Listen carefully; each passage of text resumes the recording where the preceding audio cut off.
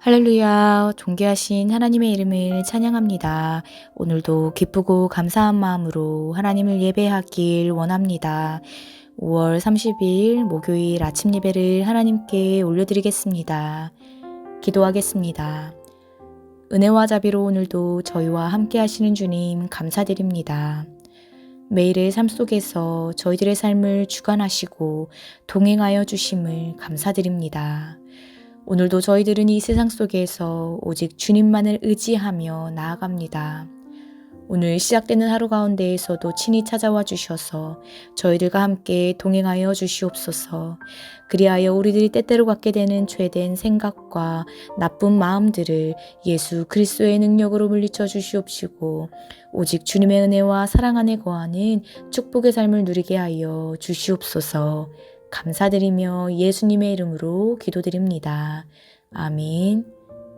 시편의 말씀으로 하나님을 찬양하길 원합니다. 시편 119편 132절에서 133절 말씀입니다. 함께 읽겠습니다.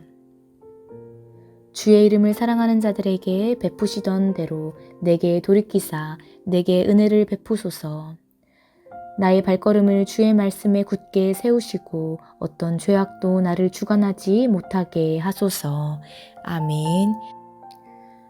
오늘 함께 묵상할 말씀은 사도행전 13장 32절에서 52절까지의 말씀입니다.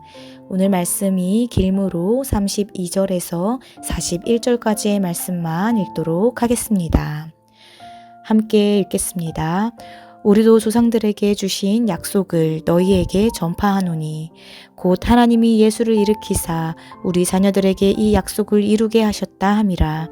시편 둘째 편에 기록한 바와 같이 너는 내 아들이라 오늘 너를 낳았다 하셨고 또 하나님께서 죽은 자 가운데서 그를 일으키사 다시 썩음을 당하지 않게 하실 것을 가르쳐 이르시되 내가 다윗의 거룩하고 미쁜 은사를 너희에게 주리라 하셨으며 또 다른 시편에 일렀으되 주의 거룩한 자로 썩음을 당하지 않게 하시리라 하셨느니라.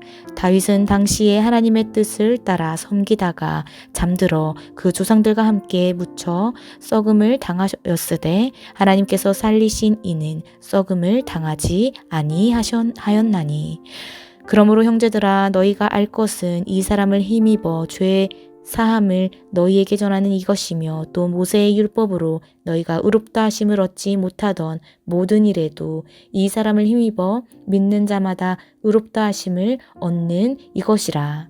그런즉 너희는 선지자들을 통하여 말씀하신 것이 너희에게 미칠까 삼가라.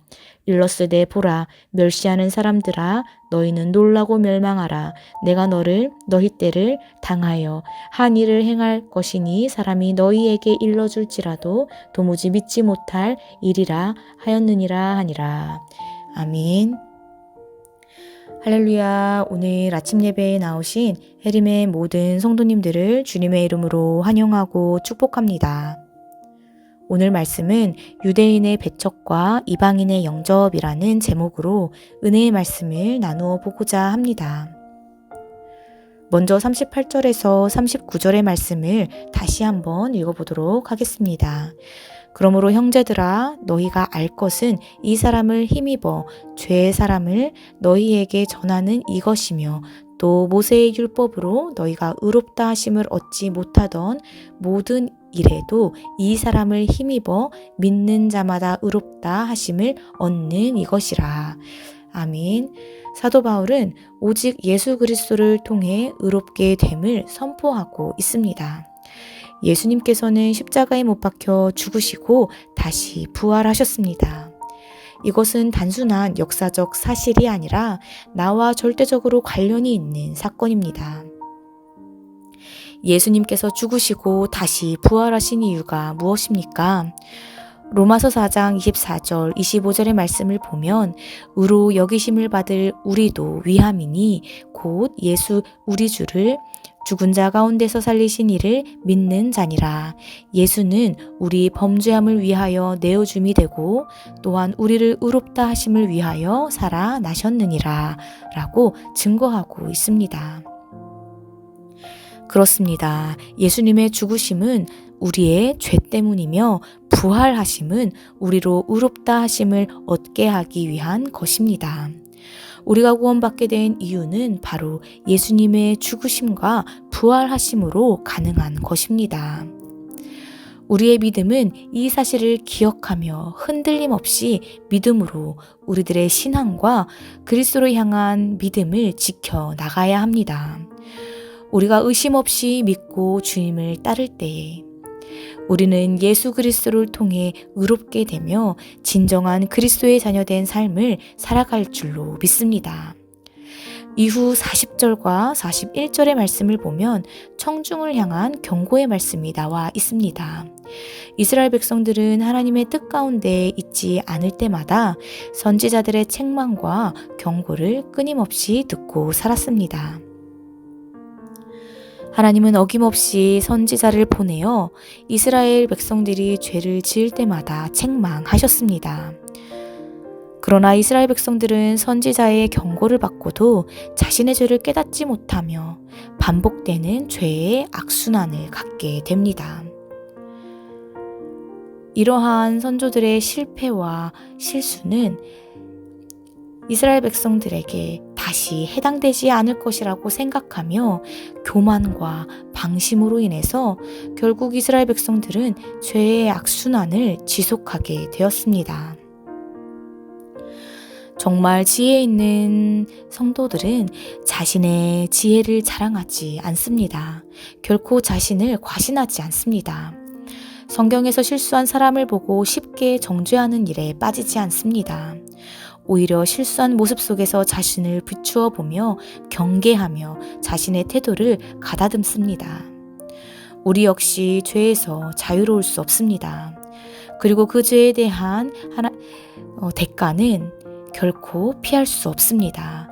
하나님의 심판은 결코 피할 수 없는 것입니다. 나는 이스라엘 백성들처럼 죄에 빠지는 것과는 다르다고 생각하며 정죄하는 태도는 모두 내려놓고 내게 있는 죄의 모습들, 티끌만한 마음의 모든 죄들 역시 주님 앞에 고백하시기를 바랍니다. 그리고 회개하시기를 바랍니다. 하나님께서는 지속적인 사랑을 표현하시기 위해 우리가 죄 가운데 빠질 때 분명히 피할 길도 예비해 두십니다. 하나님께서 이스라엘 백성들의 죄 가운데 있을 때 선지자들을 통해 경고하셨던 것처럼 우리가 죄에 빠지지 않게 하시기 위해 보내시는 다양한 메시지와 그 신호를 잘 알아차리시고 우리의 마음과 생각이 죄에서 떠나 오직 주님의 은혜와 사랑 안에 거할 수 있도록 깨어 기도하시며 말씀 가운데 나아가시는 저희들 모두가 되시기를 주님의 이름으로 간절히 소망합니다.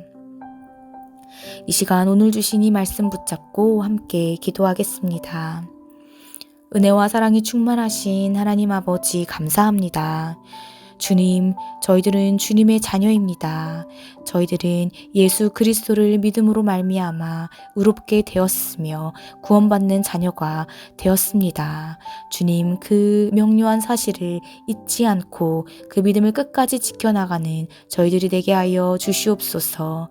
죄 많은 이 세상 가운데 살아가고 있지만 저희들이 죄의 유혹에 빠지지 않고 신실하신 주님을 의지하며 주님을 붙잡고 나아감으로 매일의 삶을 믿음으로 반응하며 살아가는 저희들 모두가 될 수 있도록 인도하여 주시옵소서. 감사드리며 예수님의 이름으로 간절히 기도드립니다. 아멘. 주기도문으로 마치며 자유롭게 기도하겠습니다. 하늘에 계신 우리 아버지여, 이름이 거룩히 여김을 받으시오며 나라에 임하옵시며 뜻이 하늘에서 이룬 것 같이 땅에서도 이루어지이다. 오늘날 우리에게 일용할 양식을 주옵시고 우리가 우리에게 죄 지은 자를 사하여 준 것 같이 우리의 죄를 사하여 주옵시고 우리를 시험에 들게 하지 마옵시고 다만 악에서 구하옵소서. 나라와 권세와 영광이 아버지께 영원히 있사옵나이다. 아멘.